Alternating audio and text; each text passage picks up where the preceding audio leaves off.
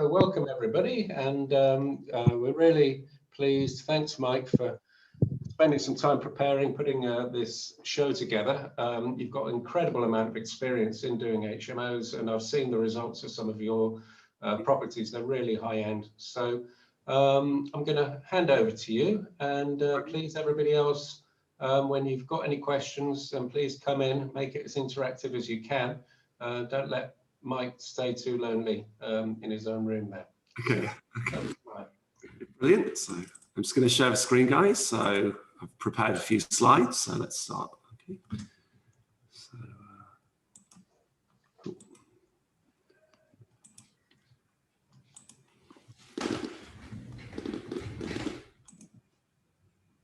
Right. So basically, I thought I'd give a quick overview of what my presentation tonight's about. So basically, I'm going to help you systemize your HMO business. So it'll help you save time and money on your HMOs. As we all know, HMOs are very, very lucrative. The problem is obviously the headline rent isn't always what you actually get to keep because there's lots of cost and a lot of sort of management time. So I just wanted to see a show of hands who operates HMOs in the group. Yes, yeah, so we've got quite a few HMO landlords. That's great. So as I'm sure you're aware, if you're self-managing, you'll find that your time gets sucked, and a lot of HMOs end up owning a job rather than owning an investment. So I'm going to recommend a number of systems and software to sort of help you to basically save time. My analysis is by doing your own systems and doing it in-house, you can get the management cost down to about 6% of the gross rent. So against an agent, that is essentially half price for an agent, because agents normally are about sort of 10% plus VAT, so about 12%. So what I'm going to recommend is all very, very low cost and is super easy to implement with an ROI over 100%. So I'll just do a very little bit about my background. So I've operated HMOs since 2013. I basically only wanted to DJ full time. So I rented some rooms out to some friends in a house. I then set my own HMO letting agency up. I've been doing that for 6 years now, and I've started my own developments. Now, as I grew my business, I started off living the dream, being self-employed, but it soon became a complete and utter nightmare. Too much work, became very, very stressful. Essentially, I owned a job rather than owning a business. So because of that, I've become very, very into systemizing, and obviously, I now do 10 hours a week roughly. I live in Manchester, which is 2 hours from Nottingham, where my portfolio is. Okay, so let's get into the content, and I'm going to show you my top 10 HMO systems, staffing, and structures to help you systemize your business. Okay, so I just want a show of hands. Who's had a viewing of a HMO landlords where you've lost the key or had to drive across town to find a key? So that's probably just about everybody. Now, there's many different systems to manage control of keys, but the best system, the simplest system is just to decentralize all the keys and never hold any keys centrally. So I'm sure a lot of the serviced accommodation guys will know a bit about this as well. So every single room basically has like a key box internally, so tradesmen can access the rooms. There's a staff key box outside, and there's also a tenant key box for when the tenant moves in and moves out. Now, this basically means it's absolutely impossible to lose a key. You're not going to be wasting time driving across town to locate a key. And the great thing about this, it's super simple to implement. There are more advanced systems out there, but this is actually the best return because it's only £250 per house. And it means you can never lose a key. So if you've got a reasonably sized portfolio, you'll save roughly 1 to 5 hours a week on this. And over a year, that is a lot of time. So does anybody have any questions about decentralized keys? Okay, so I'll move on to the next system. So as you all know, with HMOs, the headline yield is really impressive. You can make some big money, but the reality is tenants love burning your gas and electricity. It is a major issue. So who of the HMO landlords had a big bill? So if you want to put your hands up in terms of your gas and electricity. Yeah. So, I mean, I once had a house where there's £350 a month being burned by this one house. I think one of the guys was actually mining Bitcoin in the property because we caught them having some servers in there. But control of gas costs in particular is very, very important. Now, the system I'd recommend, I've tried pretty much all the system. I've tried Hive. I've tried, many different. There's another guy, I forgot his name. He does another system, but the best one is the Inspired Home Automation Thermostat. Now, what I love about it, it's got some really great features that are better than any other thermostat. You can lock the 24/7 mode because that is where the majority of your energy wastage will occur. There's a master control, so with flicking one switch, you literally can turn off the heating in all the HMOs. Say if you've got 10 HMOs, it can all be on one system. And you can, go back. You can also get it to email if the tenants adjust it. So the tenants do a full legal control of the system, but it means basically you've got real clear control and it's so easy to adjust. Like I said, one button can adjust all your houses in one go. Even my virtual assistant operates it. So the cost of this is, well, it's £194.99 plus £50 fitting, and you'll be making profits within 4 to 6 months. So once again, fantastic return. You should do it tomorrow, literally. So does anybody have any questions about heating or the thermostat? Okay, so I'll move on to the next slide. So the next thing I'd recommend, this is for any business in general. Now the problem is HMOs generate loads of paperwork. As you know, when tenants move in, there's a massive list of legal requirements. Now, this is Ariane. She's my virtual assistant. She basically does 30 hours a week for me. She's based in the Philippines. I've never actually met her.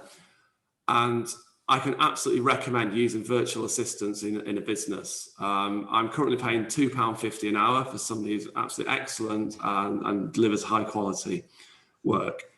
Virtual assistants can do things like spare room, online marketing, booking viewings, credit control.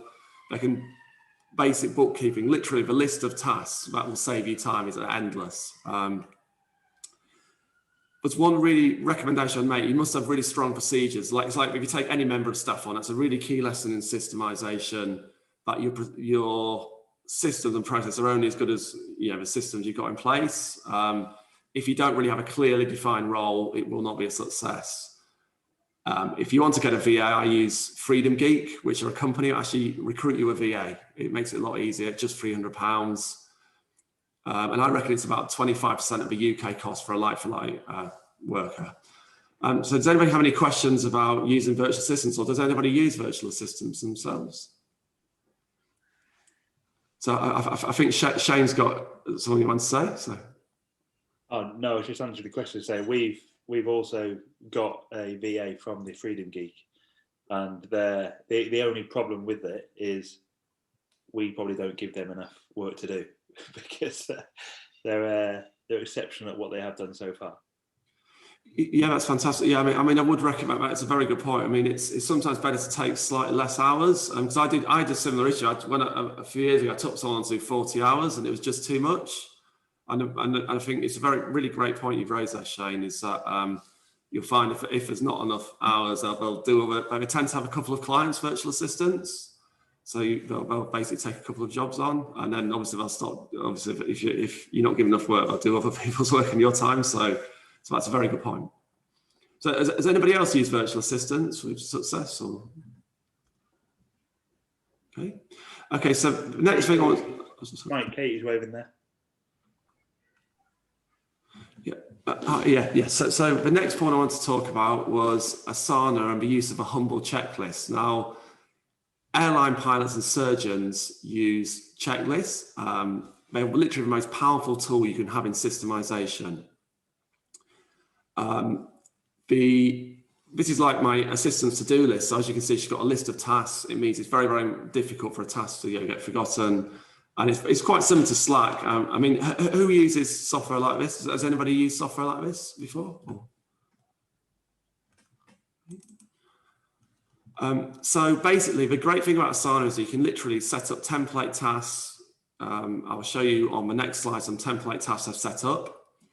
And you can actually create subtasks. So you essentially can have a checklist. So for things like a workflow, like a tenant setup, you can literally tick off all the items individually.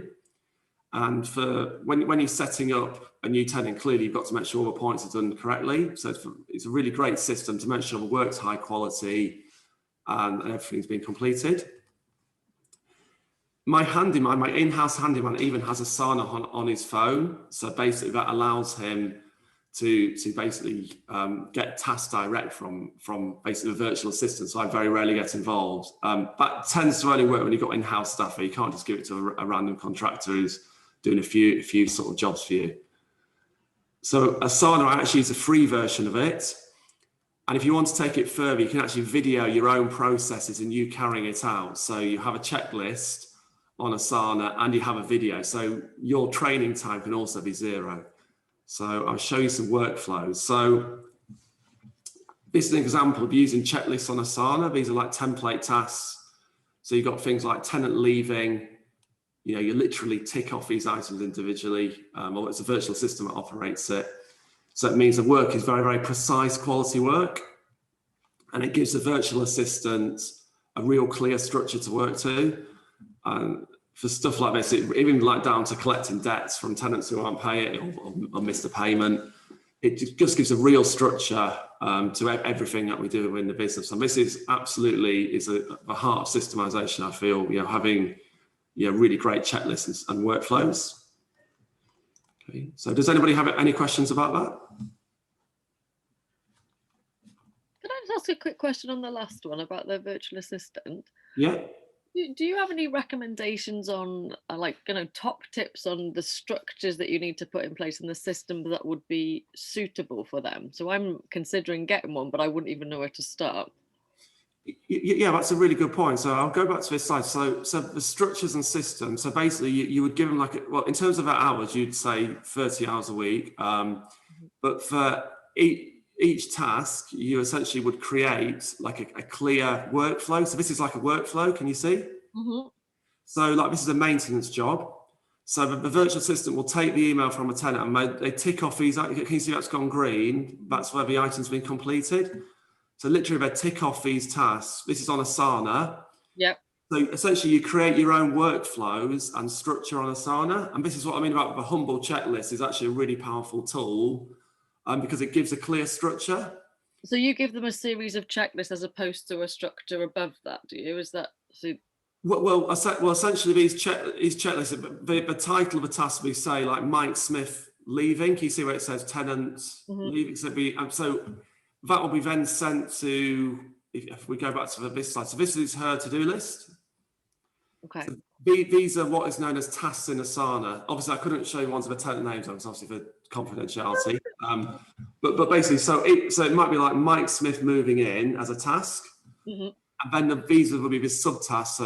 So if you look on tenant setup, this could be changed to Mike Smith moving in, and then that would appear on my other list. Does that make sense? Yeah, no, absolutely. I'm just thinking like one step like before that, when you get them in and you're trying to explain to them how your business works. So presumably these 4 lists that you've got, their areas of work, is there? Are there not more that they would? Yeah. I'm just thinking how you initially start the conversation with, okay, this is how the business works, this is the structure, and these the system. Do you know what I mean? Yeah, absolutely brilliant. That's a fantastic point. Yes. So what we do, I do quite a lot of training with my VA. So for instance, as I mentioned in the last episode, a software called Screencast-O-Matic. Mm-hmm. Now I've videoed like an introduction of me talking about my business and videoed like just about, sort of giving them an overview of spare room, an overview of essentially everything. Okay. But I do a lot of very detailed training with them. At the start, you will need to, I always think, you need 2 to 3 weeks training time in terms of, you don't necessarily need to do a full, like days training, but your videos will help you save a lot of time in that. So you do have to do some training. You can't get around that. And obviously, but like I said, what I'd recommend you do is you get these workflows, you video them, and then you've got it on your system permanently. So for instance, I could say to a VA, I'll give you some quick training and go and watch the videos. So it's kind of like I'm doing the training, but I'm not doing doing it from scratch. Does that make sense? Yeah. Yeah, that's a lot of time. Okay, lovely, thank you. Mike, can I ask a question, mate? Yeah, of course you can. Yeah, far away, Ryan. How can I help? Sorry, I'm just doing the pots. Just been listening to you. The VAs, what would you say their sort of level of competence is in terms of English spoken language, etc.? Because I'm just about to get one, but I've opted at the minute for an English lady who's been recommended by Rachel Knight, the title split lady. I think it's somebody who she uses as well. Just because I'm wanting her to write up surveys for me. Is that something you think your Filipino lady could do, or? Well, it depends. Okay, so I will say this: for a bank survey, you're probably going to need someone in the UK because of the nuances of the language. You know, I mean, but generally, I'll come on to it in another slide. For booking viewings with tenants, you can speak to somebody in English very well. The level of English is fantastic. So you can book viewings with a tenant. Stuff like, you know, pretty much talking to tenants about maintenance jobs. We actually have like a bit of software so you can phone people up. Also use WhatsApp a lot as well to communicate with tenants. So day-to-day stuff, yes, generally a VA can do most of that. The level of English is fantastic, and it will surprise you. I have the accents are great as well. So I would say day-to-day, yes, but to write a professional report for a bank, I think that would be pushing it possibly a little bit too far. Does that make sense, what I'm saying? Right, can I just jump in there? Ryan, I recruited one maybe 6 months ago. Yeah. I'll share with you because they all go through loads of testing. So I needed someone who was like me and Andrew, we're like front of house, we talk to people. So we need basically someone who was like just a bit of a geek. So we found someone and they got psychoanalyzed as a mechanic, i.e. they're a data analyst, they like numbers, they don't like talking to people, they like working on projects individually. So you can almost, you almost give people that you tell them what you want, they will go out and they'll give you basically people to come and interview, and you interview like 4 people after each other. If you don't like them, you don't have to hire any of them, and you go through the process again. So I was amazed. I was majorly impressed with the process, and then you might end up with one that's not suitable, but you can replace them as you go. You've got the sourcing fee. I think it's now $395.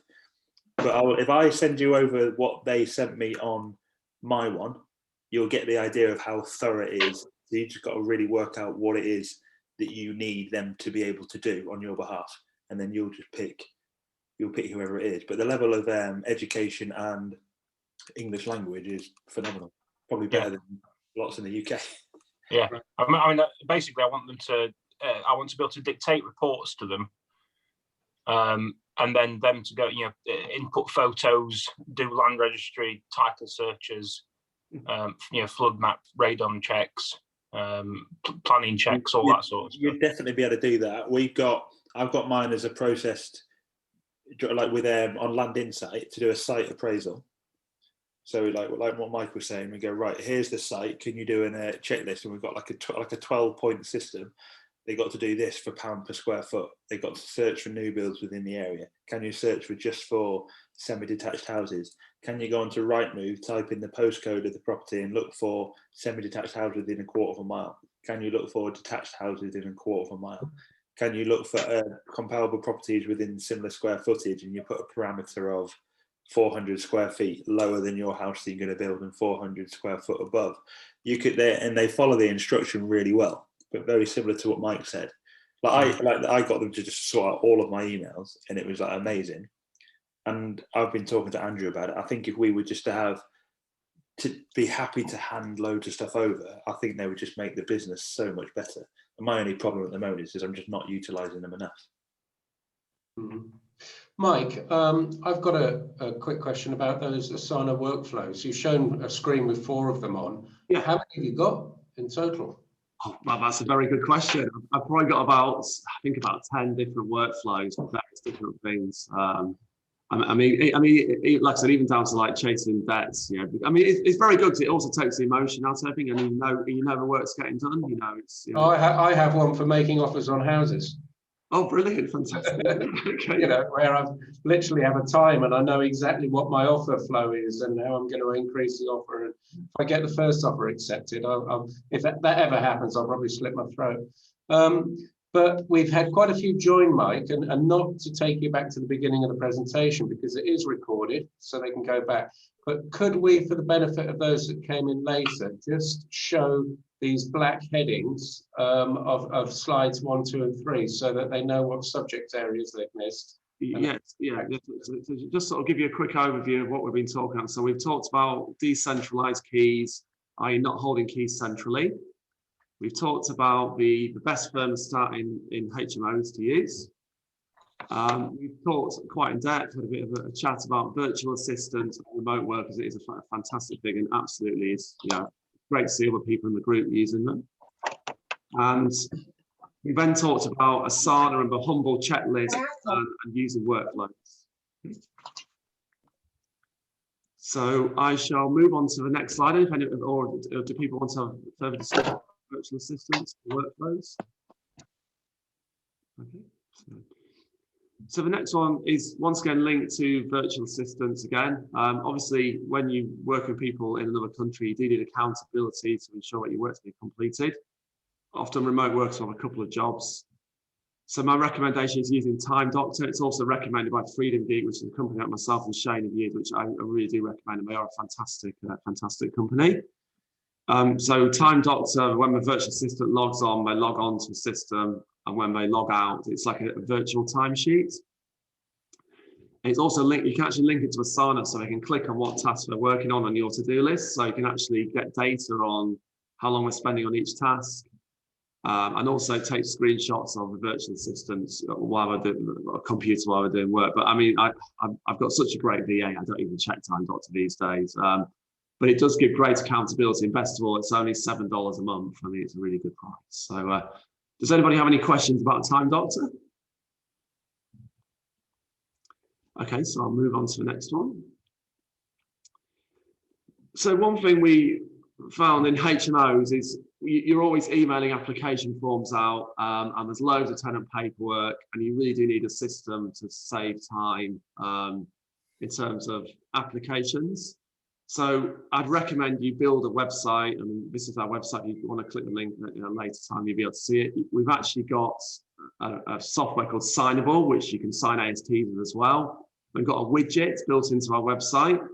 So a tenant can just log on to the site, they can click the room they like, enter their sort of their application form and pay online without us having to send out endless invoices, endless application forms. And this in itself will save you hours of time. So you do get a lot of people say they want to apply and they never do. So now you can just send them a link. Signable also can, like I said, can be used to sign ASTs, client contracts. I'm sure most people on this group use signing software. And best of all, it's just £1 per contract. So it's very, if you've got January when it's quiet, it's ideal. You've not got overhead on the quiet time of year. So does anybody have any questions about Signable at all? Or is anybody using other software similar to this? It's not a question on Signable, but for those who are involving themselves with service accommodation, I find that Signable is absolutely brilliant for getting guests to sign your terms and conditions before they arrive, and they can also upload their photographic ID via Signable as well. So I do that in every case because actually, if you are going to charge their credit card after they've left for any damage, they need to have agreed to that charge, but that they can prior agree to that charge in your terms and conditions by signing your terms and conditions, and so then they can't get a charge back after you've taken the damage payment, if you like, off their credit card. Anyway, I know we're not talking about service accommodation, but just another vote for Signable, really. Yeah, well, that's a brilliant point, Rupert, because a lot of these systems can be used in service accommodation. Actually, a lot of the inspiration from my systems did come from, because I did SA for a while and sort of took some of the SA knowledge and used it on HMOs. If you look here on my website, you see there's actually a check-in page from the days when we did service accommodation. So very, very similar to the system you just suggested. They can sign their terms online, and it is, like you said, a brilliant time saver. So I'll move on to the next slide if anyone's got any more questions on that one. So the next one is actually, it's a personal productivity hack, this one. And it's something that will save you a lot of time. Because I mean, who in the group is writing the same email out time and time again to like tenants or to you know, anybody really? I mean, after doing some analysis, I found this is quite a common problem in HMOs, because you've been sending literally the same email out day in, day out. You're like, so this is quite similar to the booking.com system. On Gmail, you can get a plugin where you can actually have template emails. So literally you can pre-write these emails, and with a little bit of upfront work, you literally never have to write. For 80% of emails are quite standard. So literally you can just write, you have your template in place, and it's great for virtual assistants as well. It just gives great consistency, because often I might say, what should I say on this email? And you've got a great set of templates already. And for instance, here, this is a screenshot from my Gmail. So even like if somebody wants bank details, the bank details are stored. So we're going to say, the email literally says, you know, hi, and then obviously you can type their name in, here are bank details for the standing order. Even down to the workflow for setting up rooms, when somebody's obviously been successful in taking a room, it's like, you know, an email saying, congratulations, you've been successful. And the amount of time you will save per week just standardizing your emails and just dropping it in is massive. So does anybody... Mike, can I just help those who are on Apples, because you mentioned about the Gmail. Yeah. On Apple email, what you do is you type the email and save it to drafts. It's then sitting in drafts, but if you have a look down that little thing, you can create a folder and you just drag it from the drafts to that folder. And then when you want to send that email, you just right click on that email and choose send again. And then you can put in the email address that you want to send it to. So the Apple system is actually potentially simpler than the one that you've just described, actually. But I also have all my templates in the Apple program called Notes, because people use so many different methods of communication these days that I just basically will copy the note email, and then whether I'm sending it in WhatsApp or by text message or by email, I can just paste it into whichever message I'm sending it by. Yeah, that's brilliant. And actually, there's my VA's done a similar thing as well, because there's actually a desktop version of WhatsApp you can get, and you can copy and paste. And so that is a brilliant idea using Notes, or even the Word document. But it's, I think overall, this is a great productivity saving task. This literally will save you hours of time a week, especially in HMOs, especially when you get more and more rooms. You know, you literally waste, and it's shocking actually how much time you waste on emails. Really, it really is one of the biggest time suckers of all. So, so has anybody got any more points they want to ask about using email templates at all before I move on? Okay, so next slide. So in HMOs, now using cleaning companies can be quite expensive and the quality can be quite average. I mean, this is probably one that's saying that a slightly larger landlord over 40 units, and you probably want to employ your cleaner direct. Because directly, I've got a directly employed cleaner, I pay £10 an hour. And if I was to go to say companies in Nottingham, I'd be like £16 to £18. Some people are a bit cheaper, but it's you definitely will want to have your own in-house cleaner once you get to about 40 rooms. The only problem is obviously you've then got to manage, you know, a cleaner, and sometimes cleaners can be a little bit unreliable and say they've done a job when they haven't. You know, essentially cleaning your HMOs every week. I've had in the past had issues with this. So there's a fantastic attendance app called Labour Sync. So the cleaner or staff, it could be anybody, when they're attending a property, they check in on the app, and when they leave, they check out. And it has a GPS positioning system that basically it makes it very clear where they are. So there's no way the system can be cheated. And along with some spot checks and a bit of feedback from the tenants, it improves performance, and it basically means the cleaner's quite accountable, and you can have a really good, really good affordable cleaner. So who on the group hires their own cleaner, and what systems do you guys use? Do you use anything similar to this?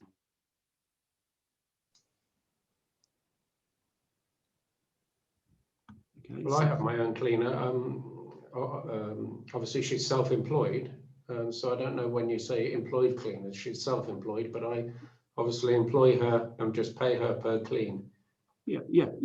Well, I mean, essentially, the cleaner is self-employed. But yeah. We are using WhatsApp, and cleaner is sending us picture before and after, so this works out as a time. And they do mini check, like if there are overfilled bin on or something of a major concern, like broken handrail. If nothing is wrong, they just go with cleaning and they send picture after. Yeah, brilliant. Well, I think that's a really good idea. That to use WhatsApp so you can actually see the work being done. I mean, I know some service accommodation people do it as well. So that is another great system as well. Yeah. Yeah, Mike, we use a similar thing called T-sheets. So it just allows my because I've got 3 full-timers. They just clock in and clock out when they start work, so they can work overtime. When I've got them at different jobs, basically just tells them where they are or where they've been. So it's quite good. And at the end of the week, you can tally up all the hours. Yep. I think it's pretty similar to LabourSync. Yeah, exactly. Yeah, I mean, I think your system's probably sounds a bit more advanced, but yeah, certainly, this essentially can become a timesheet as well. You can download it as a time. Yeah, so yeah, it is fantastic. It just gives that little bit of accountability. So obviously you've got workers in the field doing things. And the temptation is they could just pocket your money, not cleaning HMOs. So it just gives that little, without you having to visit the property. So yeah, it's a really good. As well as that, it just I don't have to ask the question, what are your hours this week? And I don't really have to question it. I can just press, print a report on the app, and then I can send that to accounts to get them paid. Yeah, brilliant. Yeah. No, it's fantastic using it as well. Yeah, you are employing Clears Direct software like myself and Dave use is absolutely essential. Great. Does anybody else have any more questions about this? In the chat, Mike, can you see the chat? I don't know. Popping up. Let's have a look at the chat. I can't quite see the chats for some reason. Here we go. So I've got quite a few chats. Okay, yes, okay. So right, okay, yeah. So I'll answer a few questions now. So I've had one from Radek about to use dedicated letting CRM. So the answer to that is we just use Asana as a task list. So if you've got a lead for, say, a client, basically what we do, I just put a task and it'd be on my to-do list to sort of obviously follow up the client. And then basically, so Asana, this is what I love about Asana. It can kind of be used in so many different ways. You can even send reminders to yourself as well. So it essentially could be a CRM that even reminds you. I had another one from Radek. Would you be able to share your Asana workflow? Absolutely. I can share. I'll take some screenshots or workflows. I'm happy to do that. And if you want, I'll even let you have a look at some of my video libraries, from Screencast-O-Matic. Let's see if you've got any more questions here. Do you ever get any cleaners who object? Well, not really, because it's a term of them working for us. And I think cleaners do understand there is got to be some kind of accountability as well. And that's a question from Shane. Because obviously, if someone's in the field, it's they've got to. But the thing is, when they leave a property, they check out of the property, so it's not as if it's tracking them in their own time. You know what I mean? So they sign in and then sign out. So that's essentially how the GPS works on LabourSync. Okay, so I'll move on to the next slide. So I'm sure loads of people use Xero. It's pretty much a really popular system, but I just thought I'd include it. Sometimes I know people are at different stages in their journey. Obviously, it's a fantastic system and ideal for use of VAs. It allows a virtual assistant access to bank data without access to a bank account, so I can check off rents. There's also some great systemization functions within Xero. You can set rules up so it reads the bank data and automatically codes a bank transaction into your accounts. There's tracking categories which for detailed analysis of HMOs and profitability is a really good thing. So you can essentially track the profitability per property. And because of Xero, I actually don't buy 5-bed HMOs because we just don't make enough money. So if you want to get your receipts into Xero, there's two ways to do it. There's actually several good add-ons like Dext, where you can actually take a picture of a receipt. It used to be called Receipt Bank, and it can basically automatically read your receipt with no human input. But actually calculated it was cheaper to just send a picture to my virtual assistant. And so if I make a transaction, the picture gets taken, put on Asana or emailed, and they just upload it into Xero. And that's essentially how we produce the books, really. And obviously I need to go in every month and check it myself. But again, using a UK bookkeeper, it is a fantastic saving, and it gives virtual assistant good structure to use. So does anybody have any other questions around sort of Xero or bookkeeping you wanted to ask? Can I chip in here, Mike? Yeah, of course, yeah.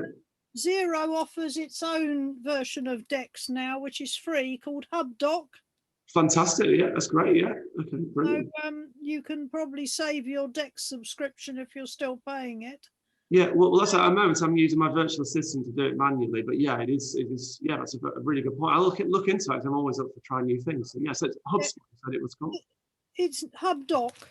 HubDoc, okay, brilliant. I'll look. That sounds fantastic. Yeah, Xero bought them a couple of years ago. They were a competitor of Receipt Banks, but it's not quite as slick as Receipt Bank. But for free, it'll probably do what you need.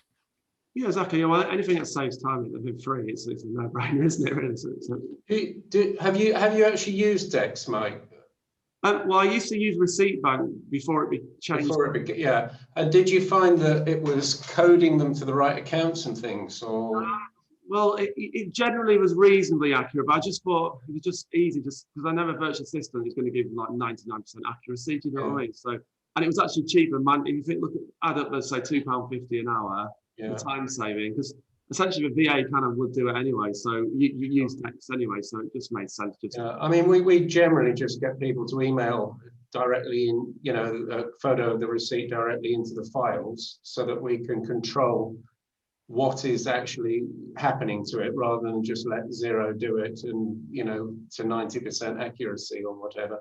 But the other point I wanted to make and come in here is that Xero, there is a £10 a month version of Xero that you can get. And the difference is that with the £10 a month one, effectively, you only code directly from the bank account. So you wouldn't actually set up bills and invoices and wait for them to be reconciled to the bank. But for people with not a great deal of transactions every month, it's definitely worth having, and particularly people, and we find in the property regime that people have lots of organizations, different Xero organizations. They might have properties in their own name, they might have properties in a limited company, and then another limited company with a different shareholder. So it really starts to add up, when you're buying £24 a month per company, per organization. So this £10 a month option is actually quite useful. Yeah, absolutely, Rupert. I mean, yeah, you're absolutely spot on with that. It's a really good point. Of something I should include. Yeah, so basically, as Rupert's saying, there are different levels of Xero. Got a few properties or a lot. But yeah, it's definitely, that's a really good point, Matt. Okay, so can I chip in again? If of course you can, yeah, I'd be delighted. Obviously, you're an accountant, so you know a bit more right than me. You're going to have to keep your receipts if you use the cheap version of Xero, because whereas if you're using the store the data against the transaction version, then you can throw away the paper then. You can still put those receipts into the files section of Xero, and you can still upload them from the bank directly as you're entering it in the bank. So you can actually still attach the receipts to the transactions, even with the cheaper version. Really? Yeah. On the bank? Yeah, as you're coding from the bank, you can open it rather than just code it in the little thing. You can expand the right-hand side, and then you can attach. That's interesting. Never tried that. Thank you. Right, so I'll skip on to the next slide. So this one is answer.co.uk. This is basically, I'm sure you've all had a telephone call at like midnight saying, can I rent a room, or or something ridiculous. I mean, we've all had that. So there is a way to filter inappropriate calls out of hours. And basically, I've been using answer.co.uk. It's a 24-hour call answering service. Basically, they have like a call center, and they just take your message and they text it to you. So it basically means if there's a leak, you kind of then can call back. You can also get local areas to your area. It's a little bit pricey, this, but trust me, it will in late at night. I'm sure your social life's worth more than £1 a call. So yeah, so basically, yeah, answer.co. It's a really great low-cost way to sort of essentially get calls answered late at night. I'm just going to whiz on to the next slide, so I'm conscious of time. So I have done another one because I did think I probably should talk about, obviously these systems are great, but there is one last thing I wanted to talk about as a property manager. Now, obviously these systems, because I now live in Manchester, you've really got to, you've got to have somebody on the ground. So I'd recommend when you get beyond 50 rooms, you really need to be looking at a property manager. You need somebody basically who can act as a supervisor and pick up more responsibilities. Because for instance, the virtual assistant is fantastic at doing the admin job, but if you sometimes need somebody to tell a tradesman off or negotiate with problem tenants, and obviously you need somebody to carry out your viewings if you're not doing a let only. So it doesn't necessarily have to be a full-time member of staff on PYE to begin with. Obviously, when you get to maybe 100 rooms, you might want to. I mean, I'm sure Dave's got a few staff on PYE. You can pay like a monthly retainer per tenant to manage the properties, and then you can pay. I pay per viewing and a bonus for quick letting. So to get like a property manager to, because essentially I've got like 75 units, so I pay about £800 to £1,000 a month. And this structure is ideal for someone who wants a flexible part-time role, so like a working mom. But yeah, the property manager these systems, you can work pretty much remotely with systems and a let only if you say below 50 rooms. But when you go beyond 50 rooms, you really will want your own property manager. So does anybody have any questions or experience or want to share with us around that? I do actually on this one. It involves collecting rent and whether or not this person in themselves ends up becoming an agent in law, I suppose. So do you have your property manager, for example, collecting cash rents and then sending to the bank account? No, never. No. The rents always go through a bank account. A property manager literally, she basically deals with any things a VA can't deal with. So the VA basically, she essentially paid a retainer. Say for instance, a maintenance job, but it's particularly complicated, or say a tradesman has done a job and not done it properly. Do you know what I mean? So you need someone who can sort of kick the tradesman into touch. You know what I mean? Or find it's really because some jobs can be complicated. And then they need that little bit of extra input, and also to essentially she kind of essentially acts as a supervisor. I mean, some weeks the property manager doesn't do huge amounts because a lot of the other systems of the VA does most of the work, but you do need somebody on the ground. I feel, obviously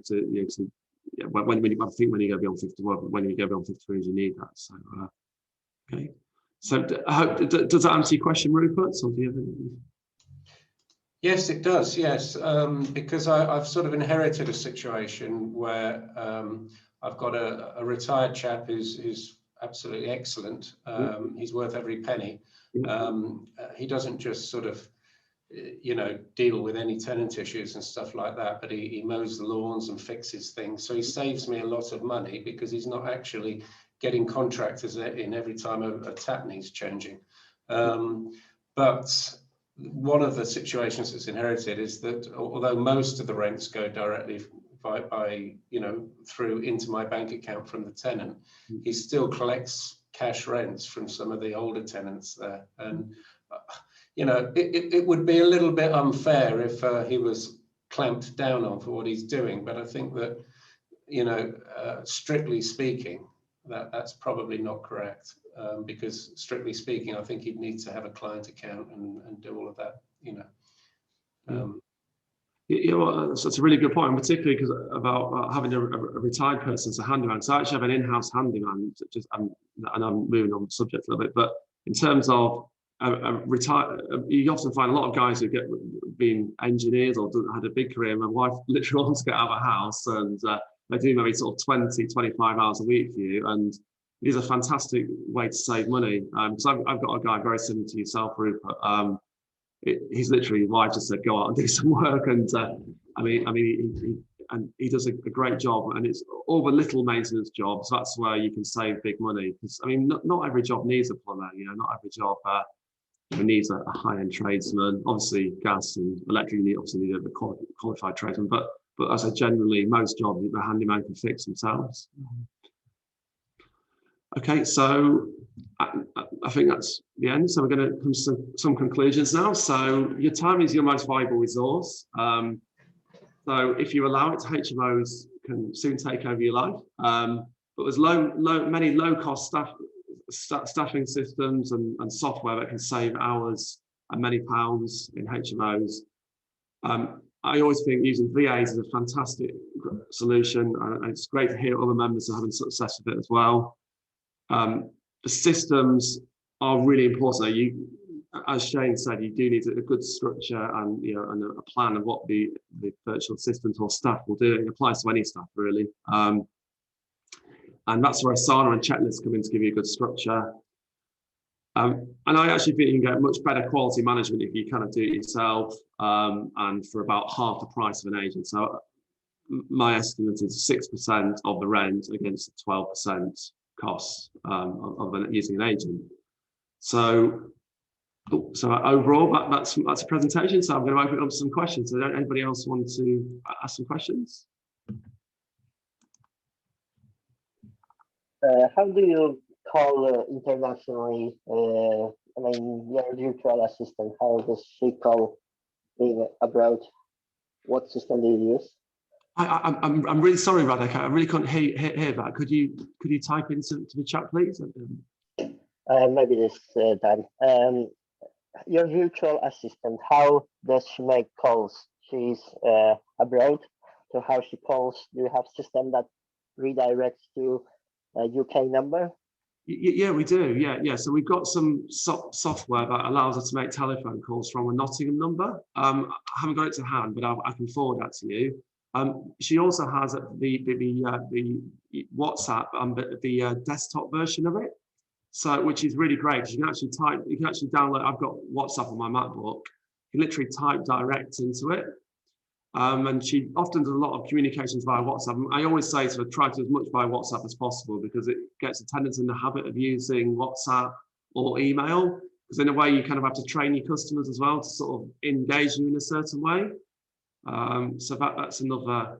There are two ways to sort of communicate over the phone for remote working. Does anybody else have any other questions that we need to ask?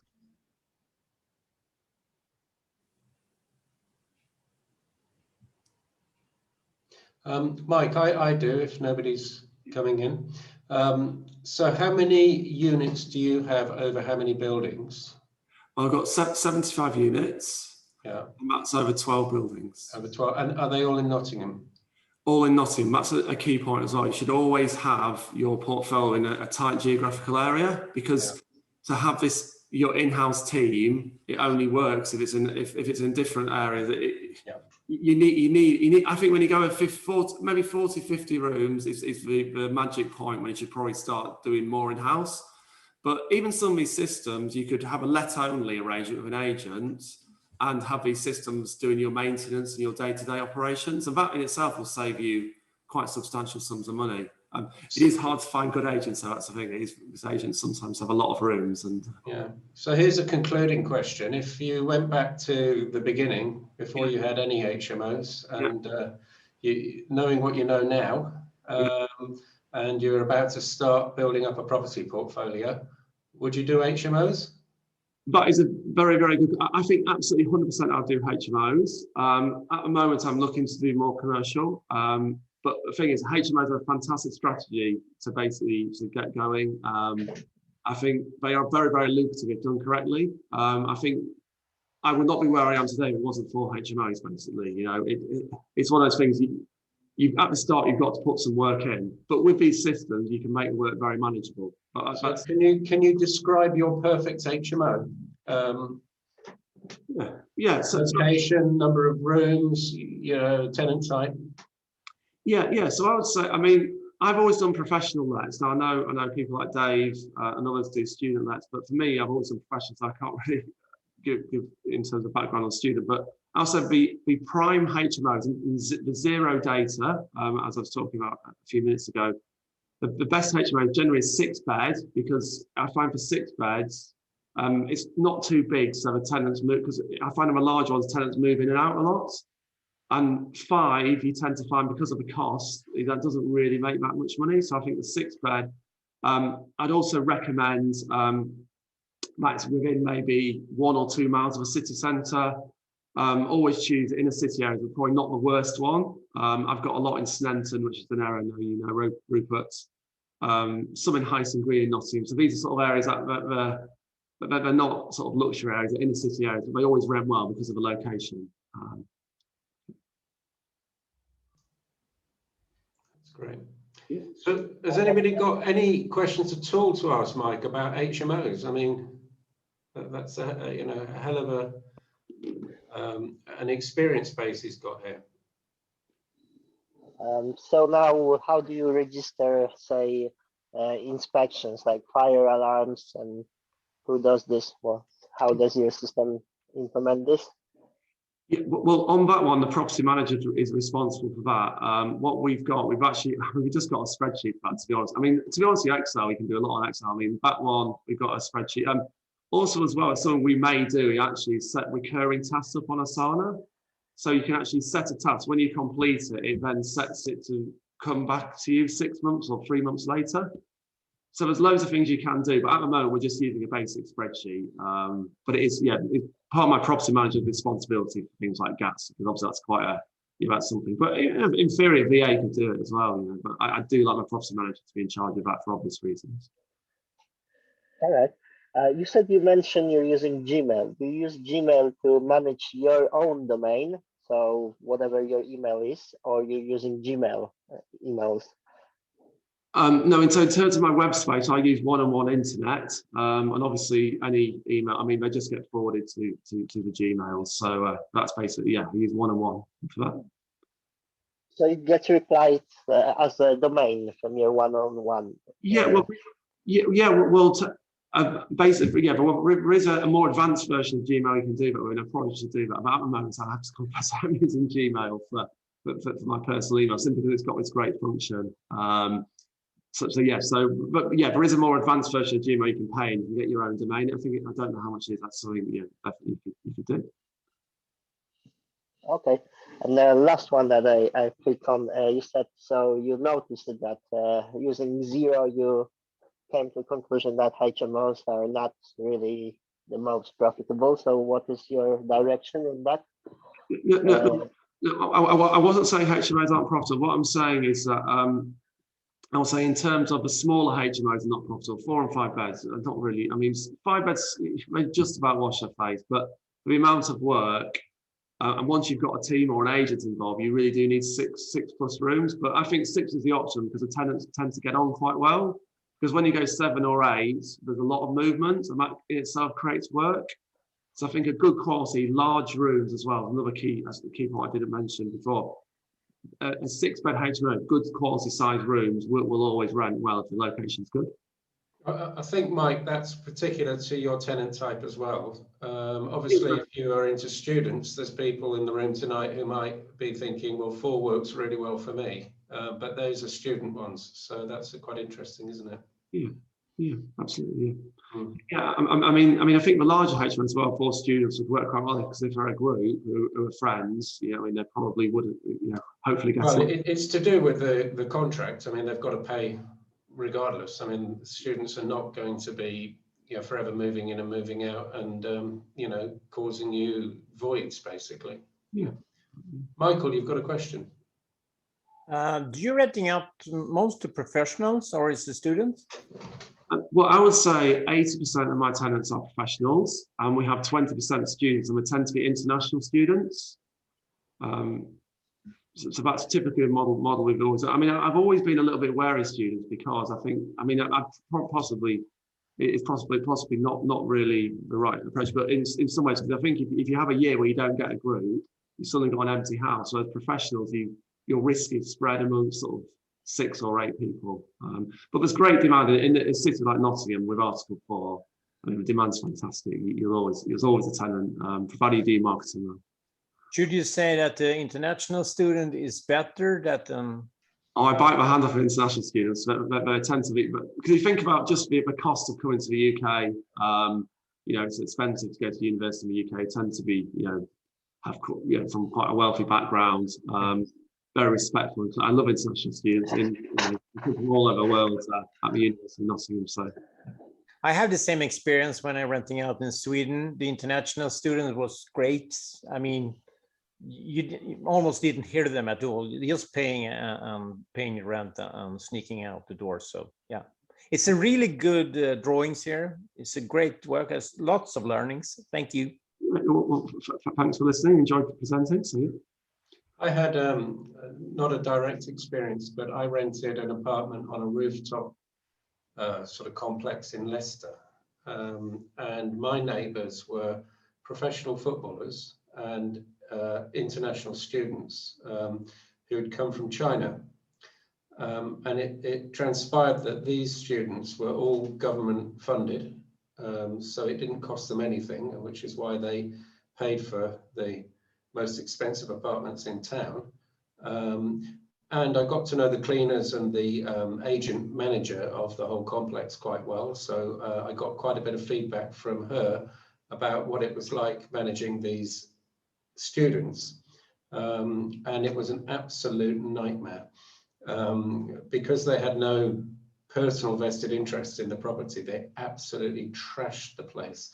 And it seemed that the amount of government support they had just extended and extended. I mean, they were buying cars with government support, and then when they left, they just leave the car in the basement car park, just abandon it.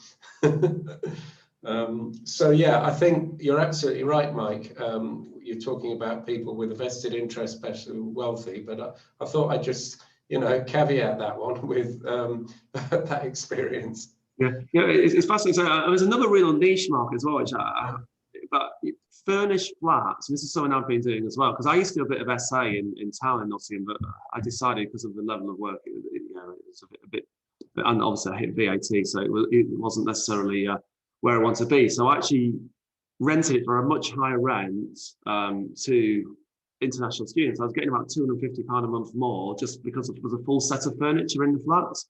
And it was done to quite obviously service accommodation tax standards. So within the international student market, there is that. But you are right. Sometimes, I mean, we have got some of those flats back, and yeah, I haven't perhaps looked after it as and the deposit. Yeah, we had a couple of deposits, so perhaps we've had to take a bit more of a deposit than we would say normally. But yeah, it is a slight downside of that. Yeah. And well, maybe we can persuade Sarah to come on and share her experience one Monday evening and on student HMOs.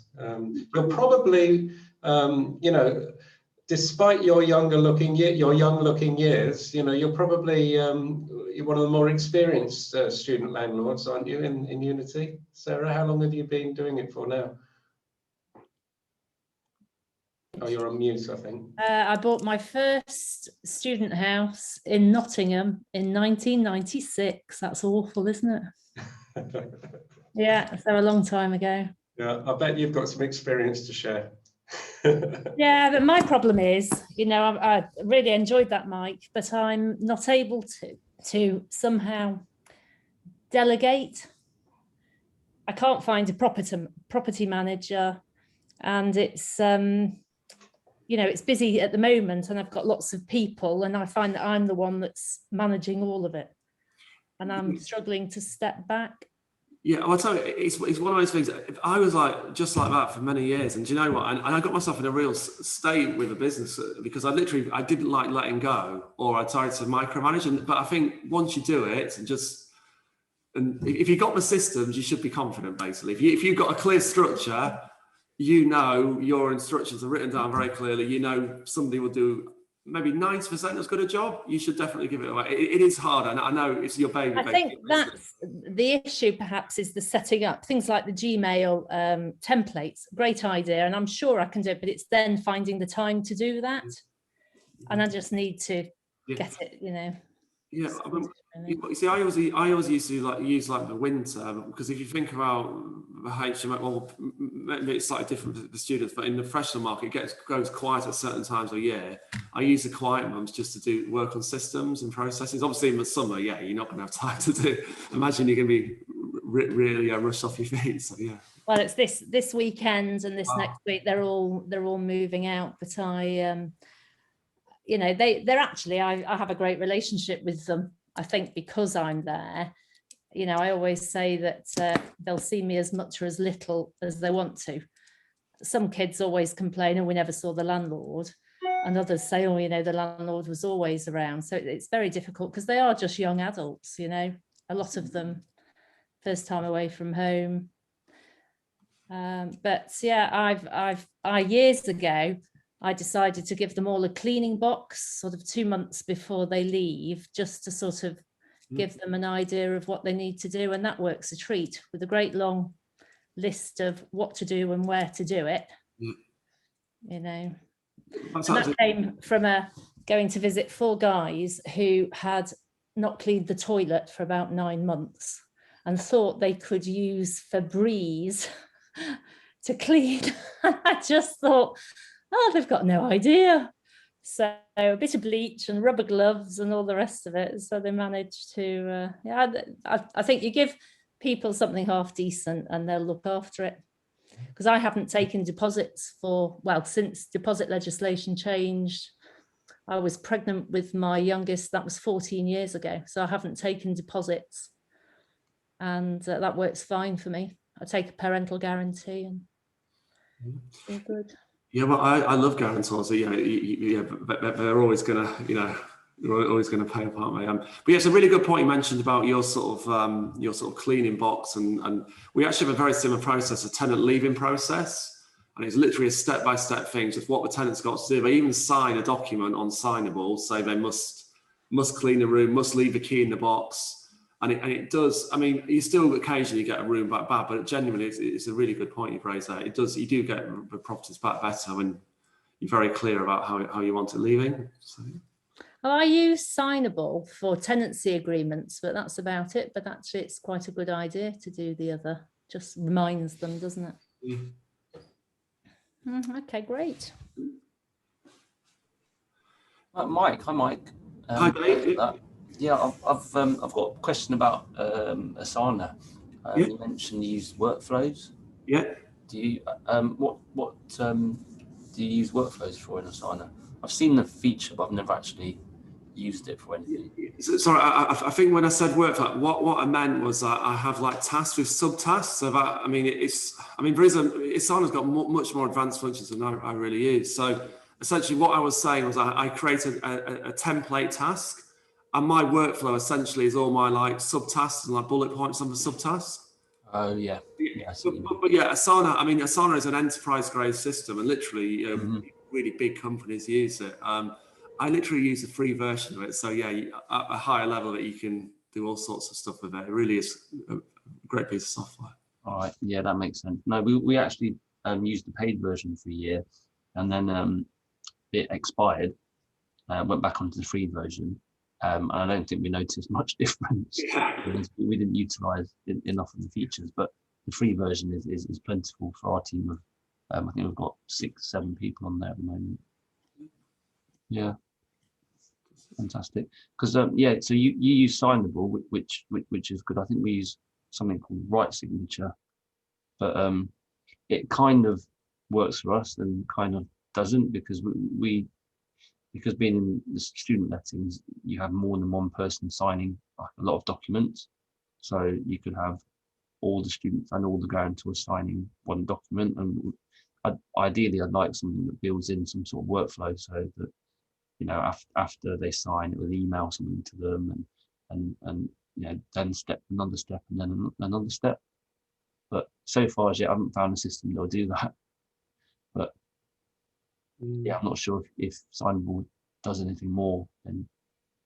No, I think what you can do on Signable, I think you can have a large number of signers, but I think signer is like 1, 2, there's different numbers of signers. So I think the last signer will sign it last. So I think it is sort of possible to sort of sequence it a bit. But obviously I typically just have one person signing it via guarantor or like that. a tenant. So yeah, that's a very good question, but it may have that functionality. It's signable does, because I do all mine on that, and it's sent, instead of sending it to an individual, you send it to a group. And then I always put myself at the bottom, and then it comes with a fingerprint of when each person received it, opened it, signed it. So it's good. I got a question on that one. Right. Signing electronically, because I thought that guarantee is a deed, and deed need to be signed in presence of witness, while contract, like letting agreement, can be signed remotely, but like deed of guarantee needs to be signed with witness. Couldn't really hear you, Radek. Yeah, we're really struggling to hear you. You were loud and then really quiet and then loud again. Okay, can you hear me better now? Yeah, that's much better. Okay, so deed of guarantee. So I heard that, contract you can sign electronically, but deed need to be You've gone again.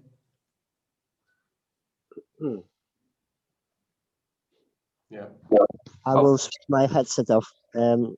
So deed of guarantee, I heard that deed needs to be witnessed. They cannot be signed electronically. You can sign contract electronically, like AST, Yeah, but right. not the deed. Yeah, the deed will have to be witnessed. In a deed, a signature must be witnessed, and therefore you have to have somebody physically watching you sign it, and then they sign to say that you've signed it. They don't have to know what the content of the deed is, the witness. They're just literally witnessing your signature. In the future, if the deed is contested, the judge or the contestant might actually say, he never signed it, this isn't his signature, and the judge might have to then call the witness into court to actually swear on oath and to say that he physically saw that being signed. And there's some quite famous cases, particularly through divorce and death and wills, where somebody signed a document and then taking it round to the next door neighbour to witness it. And under oath, the next door neighbour has had to say, actually, I didn't physically see him sign it. He brought it round already signed. And hundreds of thousands of pounds has been at stake on some of these things. So we used to use deed of guarantee, and obviously they've got to be signed and wet rather than electronic. But we've since moved to a contractual guarantee with the guarantors. So I think it's worded slightly different. We haven't tested it in court, but we used it against a barrister who, when COVID started, absolutely just refused to pay rent, even though he was on about 400,000 a year. Just didn't want, the contract has been, I can't remember, frustrated, blah, blah, blah, and wouldn't pay rent at all for his daughter. We got it in the end. We just used a bit of peer pressure, just kept emailing the group, telling them that they'd get CCJs, etc. if this one individual didn't pay the rent. But that was a contractual guarantee on the group AST. So we're pretty confident that it I think that's really interesting, Dave, and I'm going to take that away and see if we can learn a little bit more about the contractual guarantee as against the deed of guarantee. Hopefully we'll get Alex Cook to come and give us the lowdown on that. Yeah, I can send it to you to share with the group. Yeah, no, that'd be fantastic. I'm certain, it's fine to use, but it would be really nice for us to know actually what are the significant differences, what are the differences in risk to us or whatever. Yeah. And you're absolutely right, a contractual guarantee can be signed on signable. Yeah, so I think that's one of the major benefits of groups of students, in that, so you've got the group accountability and the peer pressure and the group contract, as well as the parental guarantees. I think what we'll do now, I'm going to stop the recording and